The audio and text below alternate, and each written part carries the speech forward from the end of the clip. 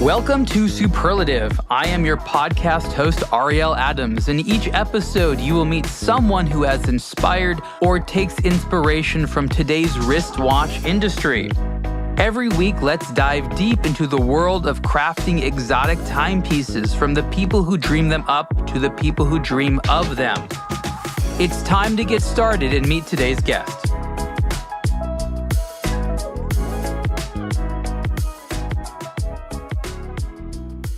Hey everyone, Ariel Adams here with the Superlative podcast. My guest today is Chris Fischer. He's the founder of Ocearch. Chris, welcome. Thanks for having me. So I want to get started by discussing your intersection to the watch world, because what you do is not part of horology, but you are a type of company that brands love to work with. And the Swiss watchmaker Ulysse Nardin has been a sponsor of Ocearch for a couple of years. I guess the question that I want to begin is, what exactly do you do with Ulysse Nardin? Well, their history and roots go deep back into the ocean space with some of the original chronographs, and they've always had the ocean as a big component of their brand. And when our worlds came together was when they were doing some watches that had to do with sharks. They wanted to support shark research. Ocearch is the world's leading great white shark research program. And the reason that we work on the sharks and came together with them is we just know from science around the world, if we have healthy shark populations, there's lots of fish in the sea for our kids to see and food for the future. And we have an operating ocean that's providing us our air and our water. So the path to abundance and an ocean full life for our kids goes through these large sharks. The sharks were in trouble. They still are in many parts of the world. And we needed the information to be able to manage them back. So we had to go do the research on the water. And that's what UN came together with Ocearch to really help with this research. And do something great for the ocean while they're making, beautiful watches that are associated with diving and shark conservation. I want to spend a big part of this conversation talking about science and specifically what it is that Ocearch does. But before that, I want to spend time on the conversation as relevant to luxury marketers, because, I've been doing watch industry stuff for about 16 years now, and I've noticed that brands really love to find nonprofits or interesting organizations, whether they're doing science or culture or whatever, like yourself, and they just love it so much. And obviously, it's mutually beneficial. It's a lovely symbiotic relationship where individuals like yourself get to do, good work. Talk a little bit about, in today's society, the synergy of companies, Ulysse Nardin and otherwise, and organizations such as yourself, where you're helping each other out. You're offering something that you can't provide on your own. I'm interested in that interesting synergy that exists out there, and I'd love to hear your thoughts on it. Yeah, I think it all begins with it really being somewhat market driven by the consumers. We're in this era of conscious capitalism. We're in this era of conscious consumers who, if they have choices to buy things, they want to buy the thing that is also doing some good for the future, hopefully for the planet or for their family or for people. And so when it comes into the kind of cause marketing space, I think you see brands all over doing a lot of different things. Some of them are just greenwashing, and they give a little money and they get their logo put up on a website. A lot of that. Sure, that's a what lot of that. 90% of the companies do. But there's about 10% of the companies that really want to do something, and they integrate the content into their branding. It's part of who the organization is. They don't just make whatever they make. They make that product and they do good in the space in which they operate. Did you go to Watches and Wonders by any chance? No, I've never been there. So this is a big trade show, and the reason I bring it up is exactly what you're talking about, sort of brands integrated into their marketing. There was this huge kind of geometric shark that Ulysse Nardin put in their exhibit, and a lot of their marketing had sharks and stuff like that. And at the exact same time they were making that, they were talking about you, and they were so excited. And I don't know exactly how it happened, if they were thinking of sharks beforehand, but the fact that they were working with Ocearch, to them, validated their use of these shark images in a sort of very impactful way, which again, it's sharks are cool, it's a marketing image, but now they're actually feeling like they can more legitimately put these up in terms of their marketing. Did they tell you about this? Well, yeah. I mean, we knew that they had a history with sharks in their line prior to coming to Ocearch. And FX, who leads the North American part of their operation, did a lot of research into what organizations are working on sharks around the world. And he came to us, which was one of, it's a real privilege, when someone looks around and just evaluates your work and selects you. And so, we were interested in coming together with them. We wanted to make sure it was real. They've been out on a lot of expeditions. They've helped with the science. So here they are talking about sharks, creating awareness with their product, and at the same time funding the very work on the water to improve the condition for sharks around the world. So this is a brand that's walking the walk. About 10% of them do that. They really are invested in the future, and they integrate that into who they are and their brand. And what a group like Ocearch does, and I think a relationship like that does, is in this world of conscious consumers, it provides the social license to operate and say, hey, I'm walking the walk. I'm doing what I say. And that is really what I think will be the foundation of the path to abundance for the whole planet, is when consumers continue to build basing their choices around the brands that are actually doing things to create a bright future for kids. As more and more do that, brands will be more and more driven into the space, because the more good they do, the better their business will be. I agree with you. And a question I think which is imperative is, what recommendations can you give for the consumer to determine the difference between those companies who, as you said, are walking the walk and those who are just doing the greenwashing? Because consumers obviously want to support companies that are legitimately involved in those causes, not just buying a label or a tag, like you said. What are some tips you can give to people from the outside to say, does a company really care about this, or are they just buying a good look? Well, you can see it when they're really invested in it. It's kind of spread out and riddled through their brand. So you're saying that it really look at the level of involvement. Is it just a tag somewhere, or are they doing stuff? Right. It's part of who they are. When they're greenwashing, you just basically see like logos on websites. You know what I mean? And then you don't really see it as an active component of their social programs, their branding programs. They're talking about it. Like the proof is in the fact that you were talking to FX about UN, and he kept talking about Ocearch. So they're living it. It's part of the brand, and you can see it across the brand. You can see that with most all of our partners. And so it'll be in their social programs. It'll be on their posters. It'll be in the collateral around their products. Though every time there's a podcast or a news article, they'll comment about it in it. And when you see UN, they're doing actually several great things around the ocean space, not just with us on the research side. They're helping veterans return to the water, and the commitment is real, right? It's who the brand is. It's what they're about. And you can feel that when you get to know a brand. You can also just look a few things up online if you're highly motivated. I just think it's an interesting situation, because for consumers, now the presumption is it's greenwashing, right? It used to be that, it's really cool they're doing that. Now it's like, they're just trying to buy goodwill. It's brands have to be into it and then also convince everyone that they're into it. Well, yeah. And one of the unique things Ocearch brings is our brand. We have 26 billion earned media and digital impressions a year worldwide because of the great white sharks, right? We're the world leader in the space. And people can track them in real time. So every time they pop up there's a huge social conversation around it and a lot of earned media around it. So what we tried to do was said, hey, for all you social responsible brands out there, we get it. We have a more entrepreneurial approach to the nonprofit space. We understand content. We understand connectivity. We understand brand integration.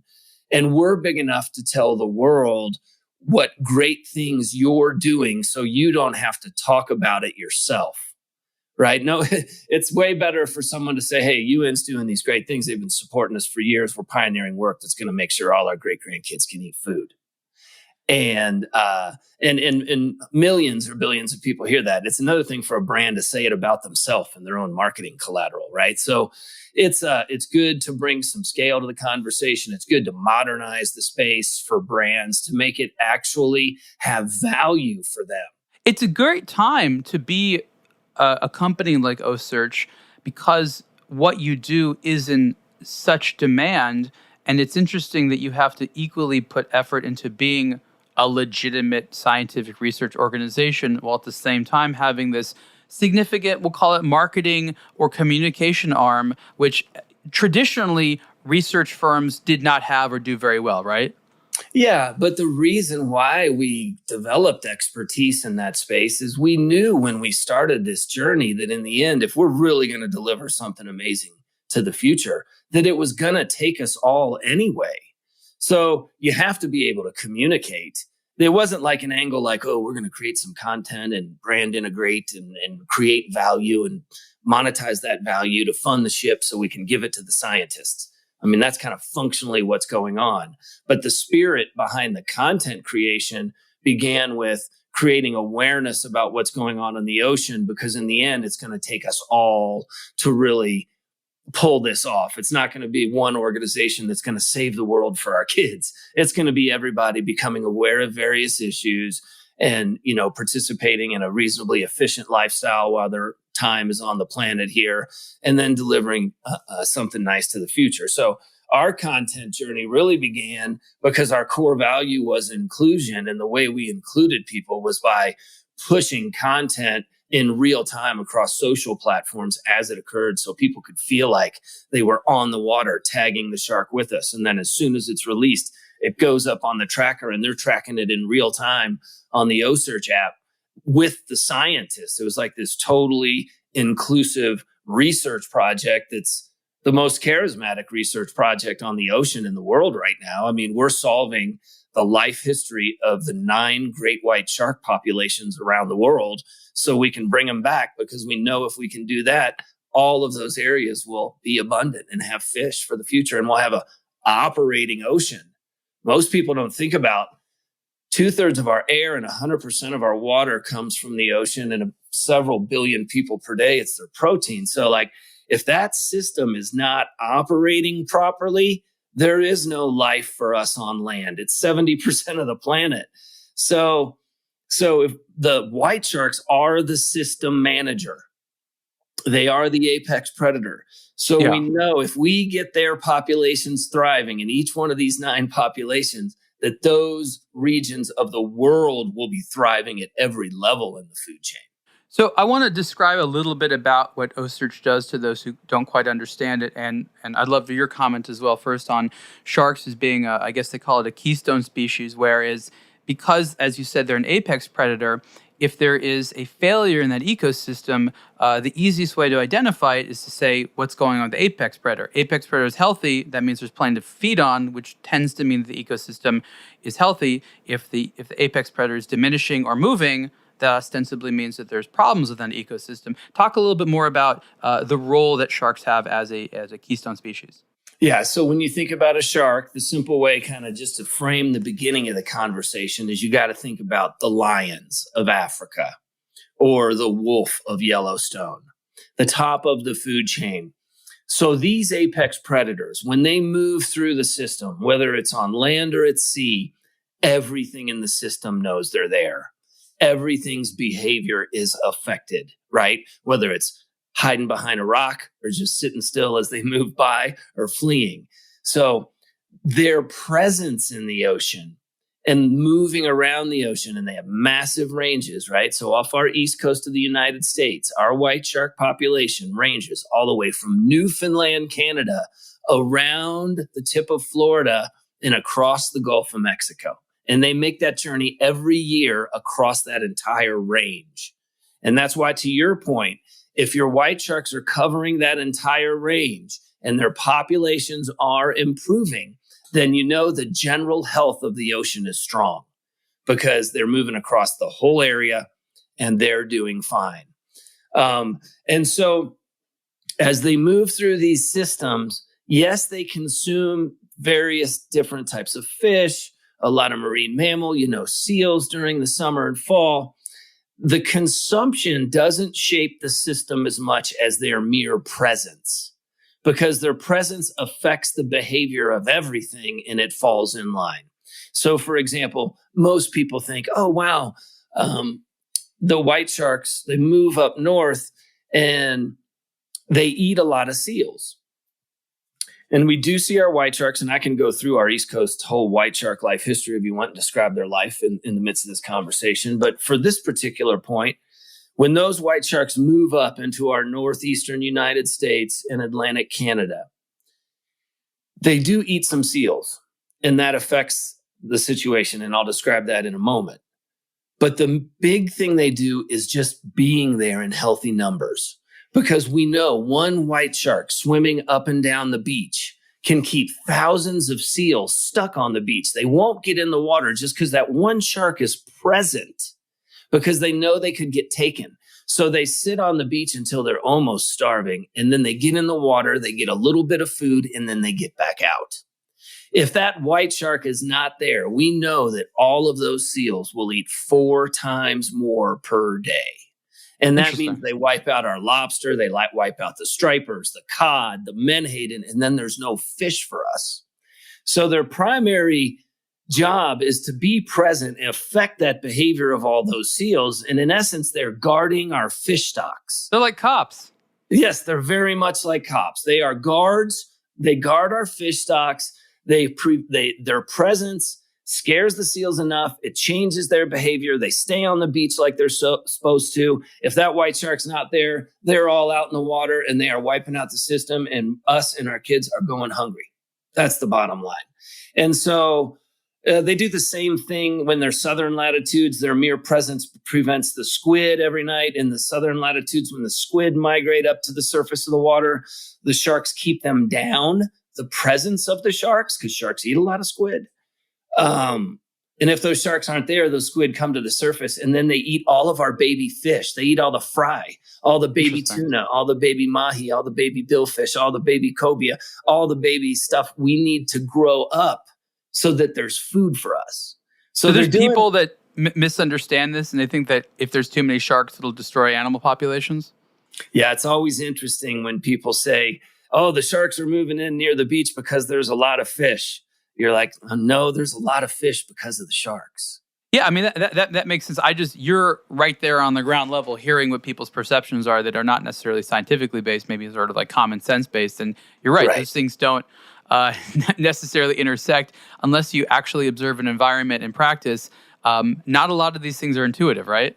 Right. And so, to help people understand it, so let's talk about something people get their head around real easily, like a terrestrial example, a land example.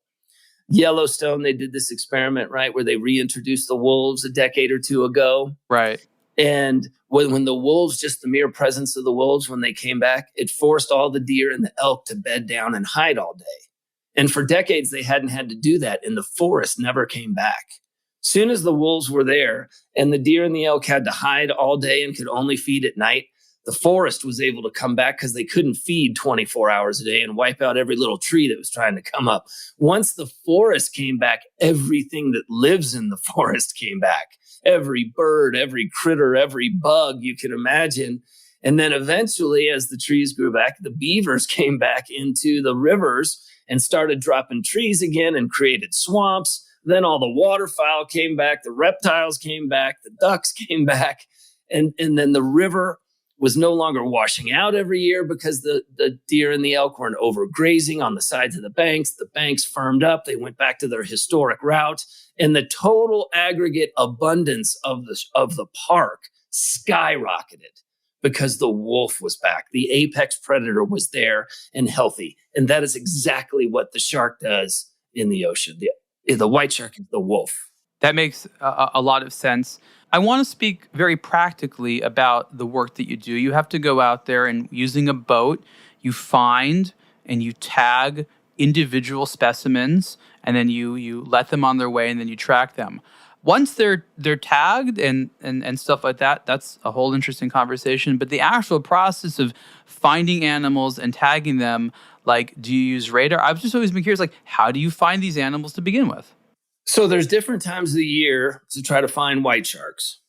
And there's definitely easier and more difficult times. But before we get into that, the real biggest difference of what Ocearch has done, that has done all these things that so many people said was impossible, and it was very, very simple. Our biggest challenge moving forward in the ocean to make sure it's in good shape is data deficit and time. We don't have the data to manage back, and we're running out of time. And at the same time, the way that the science works in the ocean space, in the research area, all of these scientists typically work alone or in a very small group because they're all competing. They have this word for it. They say publish or perish. Right. Which means whoever is the most prolific publisher typically wins the grant game and gets funded and can make a living and do their work. Mm-hmm. This is the system, right? So what that system did was it forced all of the scientists into individual silos competing against each other, trying to develop their own individual capacity to get out and do the work, which they couldn't. The scientists have no boats, no money, and don't know how to catch what they study. They have no time on the water. Yet there was this... Capitalism meets academics, right? Yeah, it's like a joke. They're tasked with an impossible task. They have to write these research papers. In order to do that, they got to collect data on the water. So they got to know how to operate on the water, but they have no idea. They're scientists. Right. And not only that, they're not even big groups of scientists coming together to try to pool their resources so they can develop some reasonable capacity to answer some big questions. So they're all forced into these little silos. They're all going out in their 25-foot whaler with their intern. And, if they tried to do the type of work we do, they'd get killed. So why did people say it was impossible? What we did was, we're like, this is absurd. I come from a space where my journey on the water began in the late 90s. I studied international entrepreneurship, focusing on Asia and the Pacific Rim, and worked in that space until 97. The company I worked for was sold. I grew up in Kentucky chasing fish and frogs around the woods, was a crazed waterman. I'm like, I'm going to do something in the water space. Cousteau had passed away. No one was building toward giving the ocean back a booming centrist voice. Yeah. All we had were voices on the fringe, screaming either the sky is falling or I want to take them all. And the answer's in the middle, right? And Cousteau was gone. The ocean lost its voice. So I benchmark his life. And I was young enough and dumb enough. I was 29 years old. I'm like, I am going to build an enterprise to pour the world's oceans into people's lives at a scale unseen since Cousteau. Because if people don't know what's going on out there, they don't care. And if they don't care, they don't want to affect change. So everything's about awareness. Well, tell the young people, what was Cousteau like? Very few people now, especially the younger generations, maybe they know his name, but they don't know what he did or how he was present to the mainstream. I mean, it's stunning to me that most people under the age of about 45 don't know who Cousteau was. Cousteau invented the aqualung, scuba diving, and he, for the first time, delivered the underwater ocean to the world in these specials he made. And he did 22 expeditions around the world, showing people, because the scuba diving was new and the first underwater cameras. And he poured the world's oceans into people's lives, and people became fascinated with the ocean. And they wanted to protect it now that they knew what it was. Yeah, and he was a master storyteller. It was all to try to give the ocean a voice so we could make sure we had an abundant future for the ocean. He knew then, look, if the ocean's not thriving, we're dead on land. And what are some of the manifestations that came of it? Because you said that now the public had the views of underwater on their television screens. They had this charismatic French personality speaking about, with huge passion for under the water. And you said you sort of wanted to keep it going. Talk a little bit about, what you think that is meant to achieve and your strategy there. So I benchmarked his life. He led 22 expeditions. He was pouring the world's oceans into like 1 billion people's back then, which was really hard. So few outlets. And he was a reasonable voice. And in the ocean space right now, you have these people screaming on the fringes. What are they saying? Well, the total preservationist is saying no one should touch anything on the water. Not practical, right? That's not a path that's going to work for people. Right. We got to eat. People need jobs. Then you got the poacher who wants to take them all, right? So I got the preservationist and the poacher. And so they're both just as bad for the ocean. The preservationists, they think they're a saint. But they're so position-oriented. They know they offer no practical solutions, so we can make centrist practical. Let's not do anything, folks, is usually not an answer to stuff. Yeah, they create gridlock in downward trending situations, right? They cause doubt because, as a species, we have to make decisions all the time. Not making a decision is not an option. And they create this doubt of like, everyone can get away with doing nothing, which I don't think is true, which I think you agree with. Oh, totally, especially in a downward trending environment. So you've just basically decided to hold your position until it's over, And, obviously the one who wants to take them all is not practical either. So Cousteau was this booming voice in the middle. And, that you could have a commonsensical conversation with about some practical paths where people don't always get everything they want, but they get some of what they want. But the main thing is we reverse the trends, right? We can talk about accelerating the trends later, but we got to at least turn the corner. So we're no longer declining, even if we're moving in the right direction at a very slow pace, at least we're moving in the right direction. And so I felt like when Cousteau was gone, that was lost. And I don't think people remember, when Cousteau was happening, we were all talking about the ocean. Then he passed away and it was over. And nobody was talking about the ocean in the late 90s. Nobody was talking about the ocean between 2000 and 2010. And we were all out there, many groups. Plastic is crazy. We're seeing it everywhere. We were all seeing it in the late 90s and then suddenly around 2017 or 16 when Blue Planet came out, it was like the tipping point of so many organizations around the world creating awareness about marine debris and plastics. And we went over the awareness tipping point. Right now, everyone's aware of it. Everyone's talking about it. Entrepreneurship, nonprofits, people have risen up and they're tackling the problem. And I believe we've solved that problem simply because the awareness level is at a scale now that while we haven't actually cleaned it up yet, the amount of energy and money and people focused on it means that we're on the path toward cleaning it up. I have a question, and I'm so glad you speak about this with so much passion because I'm also very interested in it. One of the things that companies have gotten away with for a long time, which kind of surprises me, is pushing the onus of environmental protection on the consumer. And the example I'll give you is like, let's say your average plastic bottle. Yeah, don't the company get me started, will bro. happily produce a bottle that cannot decompose and whatever. And they put the onus on the consumer. Hey, consumer, after buying this thing, it's your responsibility to get rid of it properly. What is because happening? Because I've made a toxic substance that will never go away. Yeah. So it's like, where's the movement on companies being able to... This is a great question, man. Yeah. So you think about what goes on the water. This great group, Waterkeepers, been around forever, heavy in litigation. But what they did was they ran around, and when they found factories that were polluting waterways, they sued them. And they forced them to clean up the waterways, and they forced them to clean up their discharge. Because those companies were not consuming the true cost of their business. The true cost of their business requires them to clean up everything that comes out. Yeah. So that the public doesn't have to pay to clean it up. So what you have with all of these organizations that are using these plastic bottles is they are not consuming the true cost of their business. They are passing on the cleaning up of their business to the public and for us to go raise money to clean up their mess.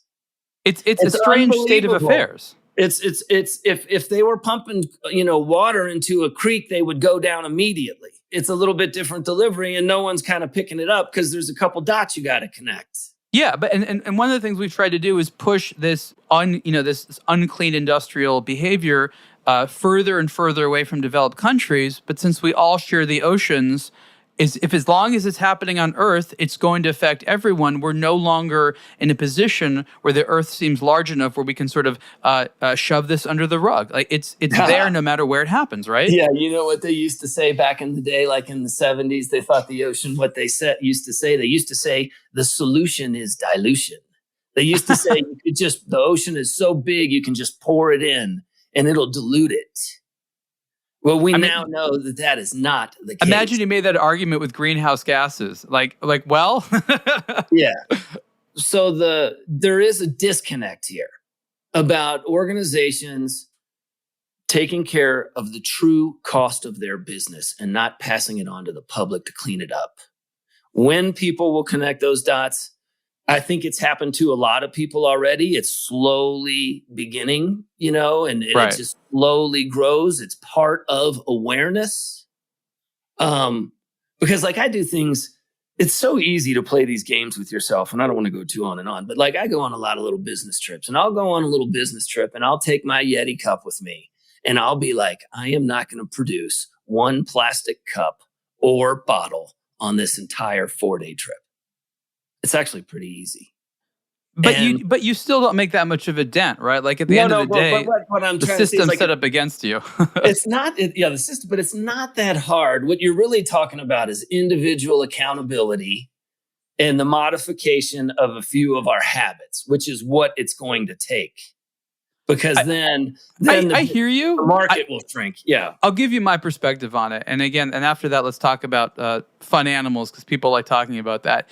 I think that consumers are very predictable, and people will go with the path of least resistance. I think that trying to get consumers to do the more complicated, more expensive, more difficult thing is much more difficult in the long run than just giving them better options. I'd rather people have better options available to them than say, you have mostly bad options. I agree with that. But now you're nurturing this era where nobody wants to be accountable. Okay, I can see that. I agree with that. Here's the deal. I look at myself and I look at the wake of garbage I create, and I hold myself accountable for that wake of garbage. And so it is so easy to like cut your wake of garbage by half. Half of it is just like awareness. Okay, you're right. You have to be aware of what you're doing, and so again, let's go back to awareness. But the reason why I'm so intense about this point around accountability is we've entered this era where everybody wants everyone else to save them, or everyone wants everyone else to not put them in a position to make a bad decision instead of holding themselves accountable for making bad decisions. If we're gonna create an abundant future, we are going to have to bring back accountability to the individual. And that only goes down with you and the person you stare at in the mirror. Is that a leadership issue? If we have leaders that profess personal accountability, we tend to have that. If we have leaders that say it's not your fault, you're all victims, then people tend to feel that way. I think society tends to nurture it's not your fault, you're a victim. I don't know, I definitely think it needs to be some sort of leadership. People need to take pride in themselves. I agree. And so it's a complicated issue, and it's like a difficult conversation that no one wants to have, but improves everyone's life. Well, that's where nonprofits come in, right? You do the things other people don't necessarily want to do, or you can't build a business around, and then you tell everyone, remind them how freaking important it is. We need to keep doing this, and that's sort of a combination of being a diplomacy. Why can't we build businesses whose product is doing good? Why can't we build brands and people consume things associated with that brand and fund the very work that's going to allow their grandkids? Easy answer. Consumers put their money where it makes them feel good. And you admitted this is a difficult conversation. You have to make it so people feel good by putting money here. And that's been the problem with a lot of nonprofit organizations. They remind people about very unpleasant topics. That's why you have so many of them like yours that hinge so much on the animal element, because people just love animals. The bigger thing you're doing is a difficult story to tell, and you've brilliantly turned it into something which is a little bit more palatable for your average funder. Yeah, consumable for everyone. Yeah. In the nonprofit space, it's interesting you talked about it, because we got big problems in the nonprofit space. Yeah. I mean, I think people need to really look close at whoever they're playing in the nonprofit space with, because the big problem is that, well, number one, in the ocean space, half of the nonprofits are in the midst unknowingly of like a psyop against our young children. What do you mean? I speak to college kids, high school kids, grade school kids all the time. I got teachers coming up to me saying, hey, these college kids here, they don't even think they really need to worry about their college education or doing anything or building a business or building a family, because the sky's falling. The earth's going to end. Interesting. And you know why they do that? It's because in the nonprofit space, the cash only flows when the sky is falling. And so the hilarious thing about this right now, and particularly if you look around the United States and what's going on our East and West coasts, there are more fish in our ocean right now than since the 40s. We are winning. We have rewilded our oceans. And part of that is this white shark work, along with excellent management moves over the last 50 years. And right now, like off the East Coast of the United States, there's more fish, more life, and we're seeing things that people haven't seen since the 40s or 50s. It's unbelievable. It is turning into one of the great wild oceans again. And the Pacific Ocean is trending the same way off our coasts, might be 2-3 years behind in trend, but booming. Talk to the people who work on the water. Talk to the people who are out there, the management, the fishing. It's unbelievable what's going on our East and West Coast. But that story doesn't make the cash flow. So the sky's always falling. They're freaking out the kids. The kids don't think there's a bright future. They're not motivated. It's wrong. It's wrong on so many levels. Number one, it's inaccurate.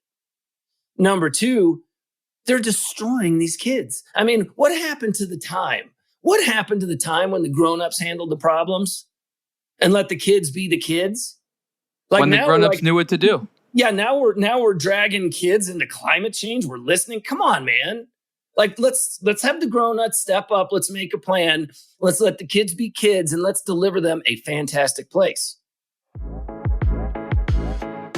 Hi, this is Ariel Adams, founder of A Blog to Watch, with a message about eBay. I visit eBay daily and have been relying on eBay to learn about and acquire watches for more than 20 years. Did you know that you can now buy watches directly from brands or their authorized dealers on eBay? Timepieces coveted by watch enthusiasts from brands like Zodiac, Laco, Parallel, and more are part of eBay's Certified by Brand program. Here's how it works. Luxury names are partnering with eBay to bring brand new and pre-owned watches and other luxury accessories directly to you. Certified by Brand includes a minimum 1-year factory warranty for watches and offers an unprecedented selection of new and used watches directly from the source, all with the peace of mind you can expect from eBay. Visit ebay.com/certifiedbybrand for more information. I'll tell you something funny. So we're both parents, and I was reading my son something from the late 1980s. And it was talking exactly about climate change, Earth getting hotter, the natural resources going away, and how adults a kid's book. are past. Yeah, this was actually Calvin and Hobbes. I was reading Calvin and Hobbes from the late 1980s, and adults and kids. But they were talking about how children now have to inherit this. The adults screwed it up, and now children have to inherit this. Now, a generation later, we're the exact same thing. Where now my son's about what my age was back then. And now the adults are like, sorry, we tried to fix it. We screwed up. Here's the Earth in even worse shape. Hopefully you do better. And now we're old enough to see the passing of the buck. Really? That's the question. That's the perception. That's the perception. Our oceans are teeming with life off our east. Life, yes. But they're also warming up. And my question is, you work with a lot of the scientists. What are they saying is going to be some of the outcomes of these warming oceans? Nobody really knows. Nobody really knows. It's like things like a white shark. People ask me all the time, does it affect the movement of the white shark? These white sharks, man, we track them in water that's like upper 80s, all the way down to freezing cold water, 32 degrees water. A pivot of a fraction of 1 degree is not going to affect them. I mean, they're not that sensitive. This species, millions and millions of years old, they are durable enough to swim in slightly different temperatures. They've endured tougher times than we're experiencing now, and they've thrived. And so this is a conversation that really, though, stems back to the kids. Like, this is not regardless of whether or not what's going on or what's going to happen or whatever. This is about grown-ups handling grown-up problems and letting kids be kids and not destroying their life with some sort of psyop, starting with their children's books. I agree. There needs to be messages about what can be done about it as opposed to a lot of fear. I think there used to be more of that. Now, I'm not sure if people know what to say other than be afraid, right? I think that people like yourself that have the legitimate optimistic messages are a bit few and far between. I can tell you what, I'm excited about the future here in the United States of America off our east and west coasts. I'm telling you, it is the model for the world. And if we could get other people and show them how we did it, we could turn around the rest of the world. So let's talk about the sort of the day-to-day of what you do at Ocearch. You have a fleet of fish, sharks, and other creatures, I believe, as well. I think there's some turtles and some other large fish who have these tags. And they're going around, and there's ostensibly two types of data. There's data about what the animal themselves are doing, and then there's probably data about the water and the environment. Those are the two principal types of data that you're collecting, right? Yeah, well, we do 25 research projects on every shark. So that's just the tracking stuff. That's not the reproductive stuff, the human health medical stuff, all the toxicology work, all the bacteria work, and so forth. So yeah, there's 25 research projects done on every animal. Why? Because our challenge is data deficit. To go back to the conversation, I was telling you about all these individually siloed scientists with their little boats, right? So what we did was, I have a guy who's been working on the water with me. His name's Captain Brett McBride. He's the most gifted waterman I've ever met. And I have a team of world-class practical salty guys and a ship. And so instead of all those scientists doing their own individual thing, getting nowhere, they can't answer any big questions. They have no capacity. Nobody's there giving them capacity. We build this operation where we can deliver these massive animals to them, and they can stand next to them for 15 minutes, and they can do all the science that's never been done to solve the puzzle of their life, so that we can help them where they're mating and help them where they're giving birth and look after the nursery in their full range. And so what we did was, and we disrupted this old individual way. We developed a capacity no one else in the world has, which is deliver these large sharks in a safe place for these scientists for 15 minutes. And we give that capacity, the ship, the skills of Captain Brett McBride and DJ Lettery and Christian Purcell. These are salty guys. It's no problem for them to bring a 4,000-pound white shark back to a team of scientists. What they can't do is they can't write a peer-reviewed paper. Now, what we have is we have these scientists over here. They're not collaborating. Well, maybe since it's the only place in the world you can stand next to one, we can disrupt that and force collaboration. This goes back to 2007, 8, 9, 10, when they didn't want to collaborate. Now they all collaborate. They're totally into it because we proved the model. What does this cost the scientists and researchers? Is this free to them? Zero. They have no money. They have no boats, and they don't know how to catch what they study, to collect data. So you're a quality data provider in a sense. We are the world leader in quality data for ocean management around our apex predators. And so what we did was we brought the practical, the world-class watermen together with the academic. We got the academics to collaborate. So instead of having one scientist on a project, we have 49 researchers from 24 different research organizations, institutions, doing 25 research projects on every animal we touch. So all these institutions use your data for their way, their means, and That's you are right. Yeah. But we are the data creators, right? Or collectors. No matter what happens, if you don't catch one and you don't put one next to them, they get nothing. And so over the years, for some reason, as technology's improved, we've lost the gratitude and appreciation for world-class practical expertise. But without these guys on the water delivering the sharks, there's no science, zero data. And what we did, and those two communities used to not trust each other. The fishermen don't like the scientists don't got the fishermen. I'm like, guys, our great-grandkids got no more time for this silliness, right? We need to get on a common You're right. vision Scientists here. thought the fishermen were the enemy when it didn't really work that way. Dude, they love it the most. They love it more than the scientists. They're out there every day. They want their kids to be able to see it full of life, to see what they saw or better.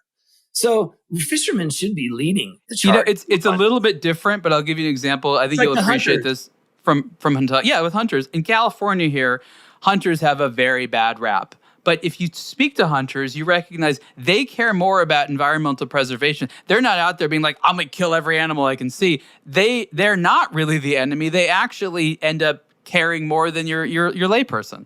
Anyone who doesn't acknowledge that the hunters saved the forest is emotionally invested in some other agenda. I hear what you're saying. The hunters saved the forest. The duck hunters saved the ducks. The trout fishermen saved the trout. That's how it works. Nobody else is really doing much, quite frankly. And so we got the whole thing's backward. Who you think is helping is not, and who you don't is. So some of the guys, as part of your organization, they feel like they have the world's best job because they get to basically do what they love to do and have a scientific benefit. It's like fishing, professionally fishing for fun and for the good of the world, kind of, right? Yeah, there's not really a lot of fun involved in it. I mean, if you want to go fishing for fun, you go down to Panama and you bait and switch black marlin at the Tropic Star Lodge. Okay, so that's the way to do it, you not don't go sharks. freeze your ass off waiting for a white shark to come by. But is it necessary? Must it be done? Yes. Fun? No. So the one thing I got to give up, you get a guy like Captain Brett McBride, who's been on the water with me for, I've lost track, or late 90s. This guy could be on any shiny white boat he wants in the world, fishing out of some fancy marina, on some mega super yacht with a billionaire owner, chasing giant marlin around. But he chooses to fish for our children on a big, old, rusty ship. Why is that? Because he cares about the future of the ocean. He loves it the most. He's a lifelong fisherman. He wants his kids and everyone's kids to see an ocean full of fish. The ocean is giving him so much over his lifetime. And I'll put myself in the same category, that we've committed ourselves to serving it the balance of our days just to try to find balance in our relationship with her, because she's delivering us epic times with our families, sunsets, sunrises, beautiful experiences in life. I want to talk a little bit about the data you're able to collect with sharks. I know that these days there's technically a lot of different ways of collecting data from the oceans, but there's something wonderful about just these animals are already going to places, stick a tag on them, they're able to collect data. Talk a little bit about the types of information that's still almost exclusively available through this technique of putting sensors on these moving animals. Yeah, so there is technology developed, a while back in the early 2000s where you could place these satellite tags on the dorsal fin of larger animals. And every time they stick it out of the water, it beams their location through a satellite into your lab, and the battery lasts for 5 years. So suddenly we had this opportunity at real-time tracking. The challenge was, how do you get that on a 4,000-pound white shark? Well, you had to have safe access to do that. That's what Ocearch created and brought the science community in on, and allowed them to then use their own imaginations and say, hey, if I have this sort of access to the animal, what else can we learn? And that's why we have so many research projects, because if the challenge is data deficit, you want to get the maximum amount of data you can get from every animal you touch so that you solve the puzzle as quick as possible and affect change as soon as possible, and then attack the time component of our biggest challenge. So what are some of the cool, interesting, pieces of technology you've seen? Because now that's you're basically being a matchmaker.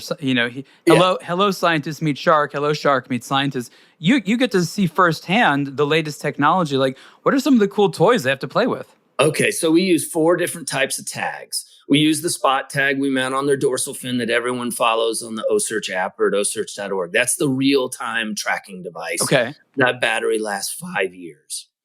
We then also insert an acoustic tag into the belly of the animal. And then every time that animal swims by these sensors or receivers that are mounted up and down the East Coast, has to come within a few hundred yards of them. So it's really only good for local area type stuff. Right. But that will pick up their location for 10 years. That's a 10-year battery. And that's really good because you can see animals once they go back to a beach to hunt for seals in their summer and fall feeding aggregations up in the Northeast and Atlantic Canada. They go back to the same spots every year. So you pick them up every year. Right. And they're doing fine, and they're returning. And then you can start to move those little receivers around and see like which part of the beach do they like more than the other. It's like a real local fine scale thing. Whereas the spot tag, the one that's on its dorsal fin, that's large scale, right? Anywhere in the world type movements. Then we put another tag on them that stays on them for a year. And that describes how much they're diving and then coming back up to the surface. We call that a dive profile. It shows what part of the water column they're using. Are they hanging out at the surface? Are they going deep? Seen fascinating things with these animals dive down to 1,000 meters regularly. Oh, yeah. And then occasionally we'll use these really sophisticated kind of $25,000 or $30,000 tags that collect all this biometric information. They might have a sonar built into it to see what it can see, or even a camera. And those go on the animal usually for 24 to 48 hours, and they pop off and you got to go find them. And so those four things are kind of the most forward-thinking suite of tagging equipment. It develops the data around their movements and their use of the water column. Maybe even if you have a camera on it, you might see how they try to feed or ambush a little bit. And then we go from there into a whole suite of toxicology projects. So we were talking about how big the white shark's range is. And if the white shark is doing well, then the system is doing well. So white sharks are at the top of the food chain. That means they're called what they're called a bioaccumulator. Little bitty fish eats some plastic or something toxic. A bigger fish eats that. A bigger fish eats that. A seal eats that. And then the white shark eats it at the top of the food chain. So all the nasty stuff will be in there. All of the toxins pass up to the white shark.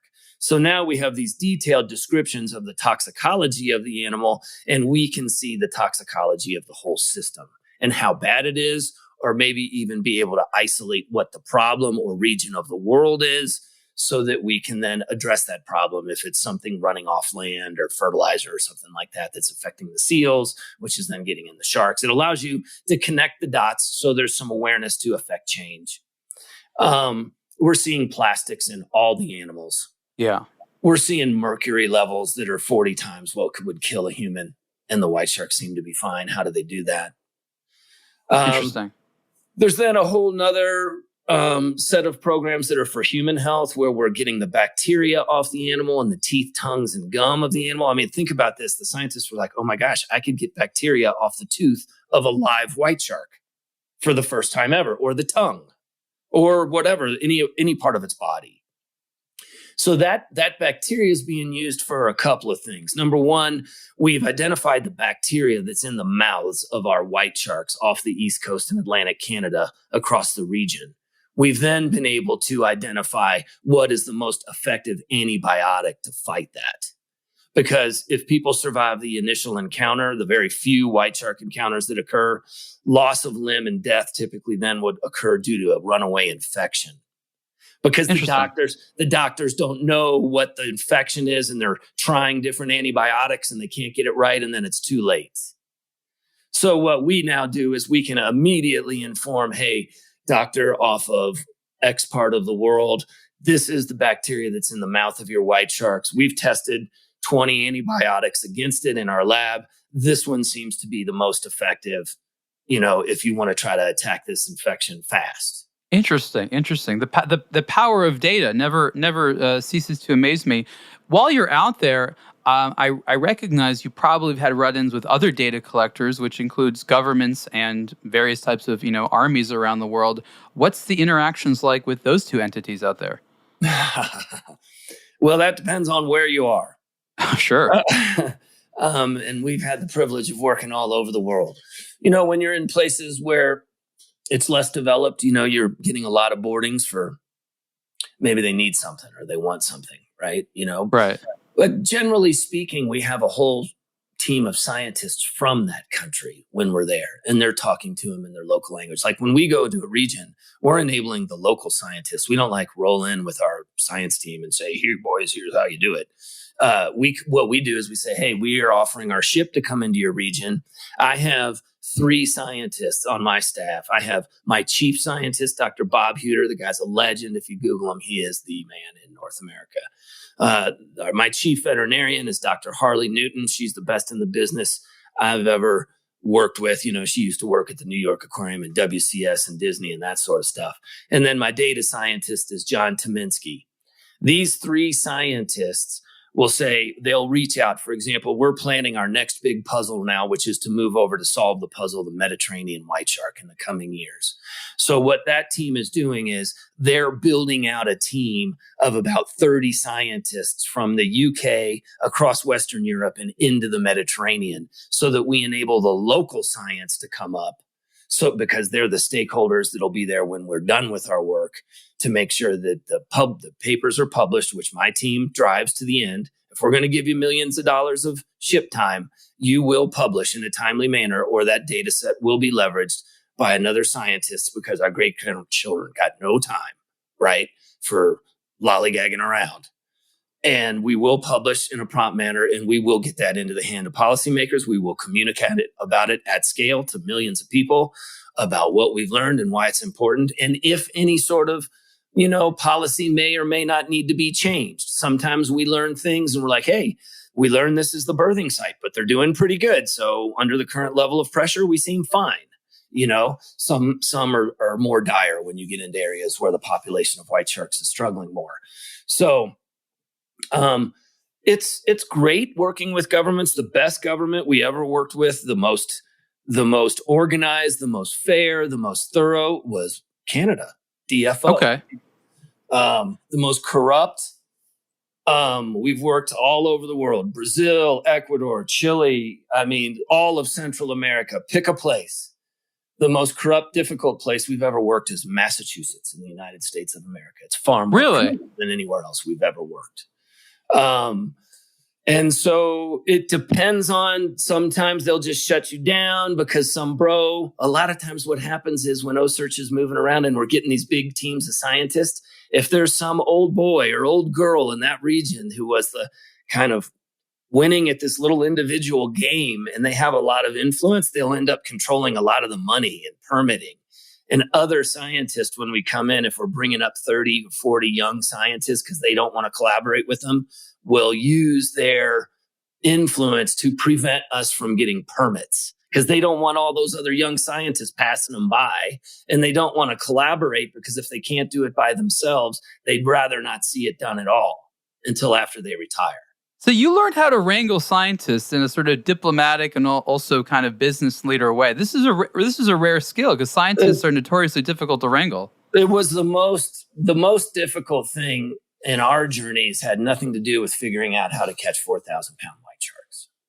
It's the scientists. It was the ethics in the science space. It was the corruption in the science space. It was the old boy network of the science space. Now, those were battles we fought in 2007, 8, 9, 10, right? We're now the player, right? We've done 45 expeditions around the world. We've published 80 peer-reviewed papers.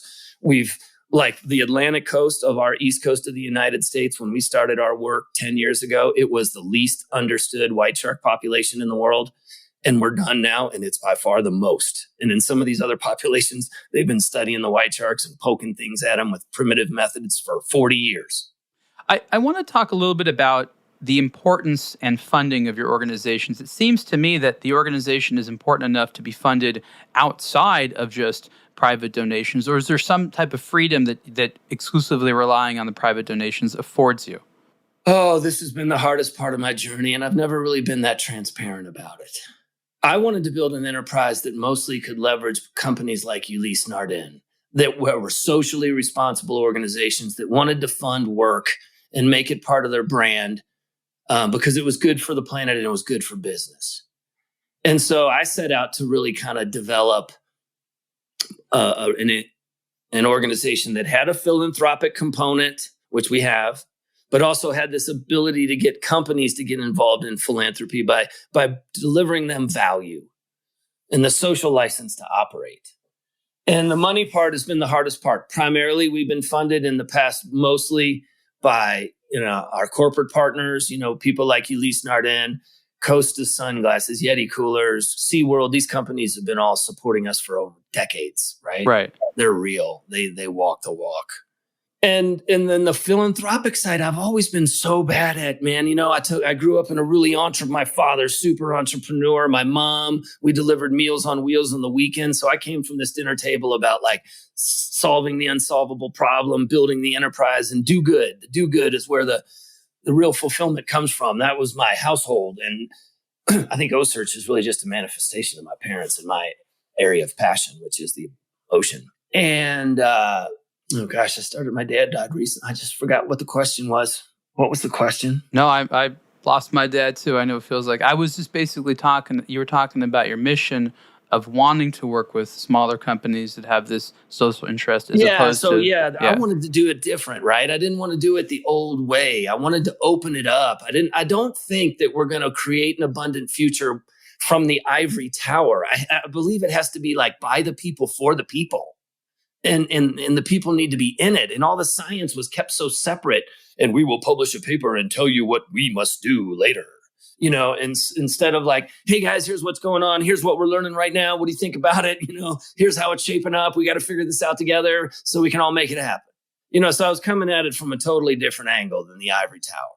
And I didn't know what the box was supposed to look like. I just knew that if we didn't bring back the large sharks, our kid weren't going to see an ocean full of fish, maybe no air, maybe no water, no life on land. So anyway, we tackled that problem. We built an enterprise to do it. And it's a mixture of the philanthropic, the business. And then quite frankly, I've had to start another business to try to, earn money so I can cover the shortfalls myself. Understood. One more question before we end this conversation. Chris, I want to thank you for all the interesting stuff that you shared with me. And this has to do with the interesting element with animals and ethics. And I'll give you a little bit of background here, and then you can sort of understand where I'm coming at. It really has to do with the justification that the work you do is so important. Handling the animals and disrupting them a little bit is worth it. I went to high school at the LA Zoo. And zoos have always been this weird place because on the one hand, you can look at it and be like, this isn't the natural environment for the animals. They can't necessarily love being in these small cages. On the other hand, like you said, if the public doesn't see these creatures and understand that they're cool and require preservation and interest, it's sort of out of sight, out of mind. So explain a little bit from your perspective why it's a good idea to do what you're doing, even though it involves, yes, tagging animals and picking them out of the water for a little bit and then putting them back, because the greater benefit is so much more than occasional discomfort for some animals. Talk a little bit about that. This particular conversation has gotten totally out of hand, and common sense has been completely lost. This is where the fringes have steered the general public in a super wrong direction. Look, these places. Number one, most of the animals that are there, they end up rescuing and they can't live in the wild.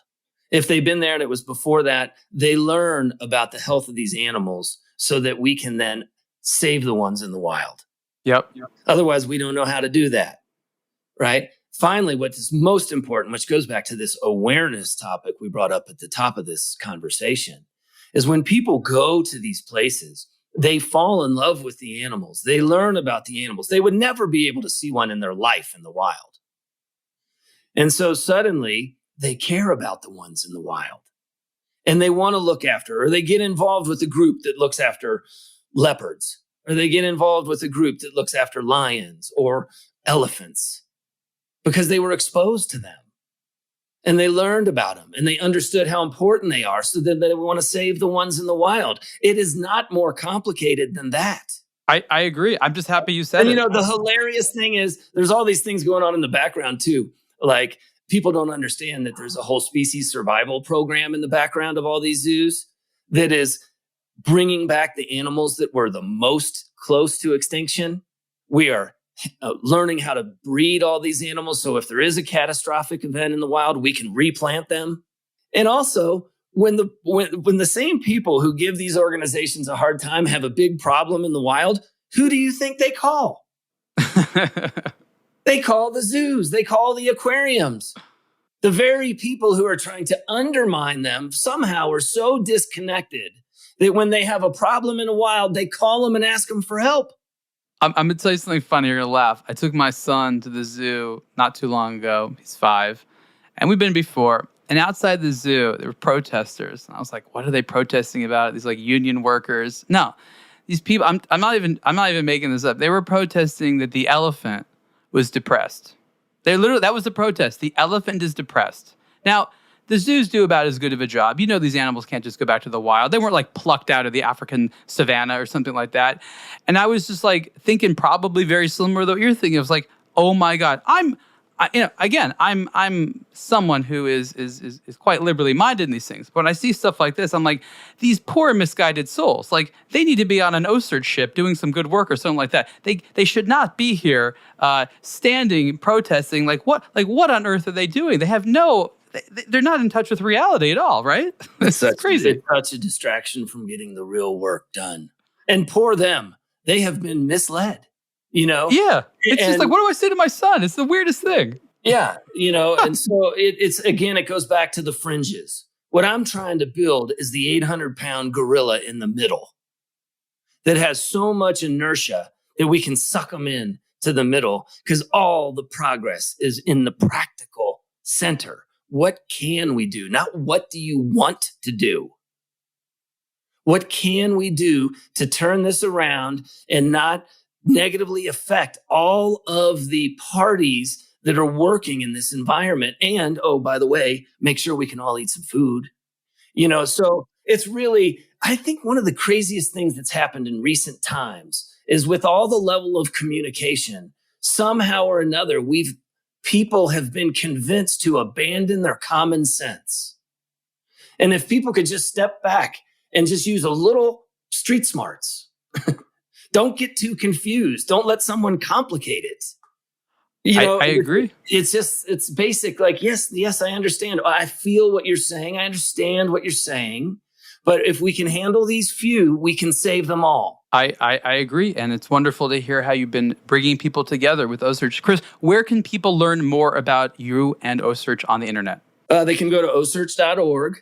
And you can download the Ocearch free app. You can track all the sharks in real time. You can see our free educational program there for kids and all the science. Also, the Ocearch YouTube channel and all the social handles across Facebook, Instagram, Twitter, and TikTok. Then you're going to be, if you get on the social handles, you'll be in the Ocearch world in real time. When we're on the water and we tag one, you're there.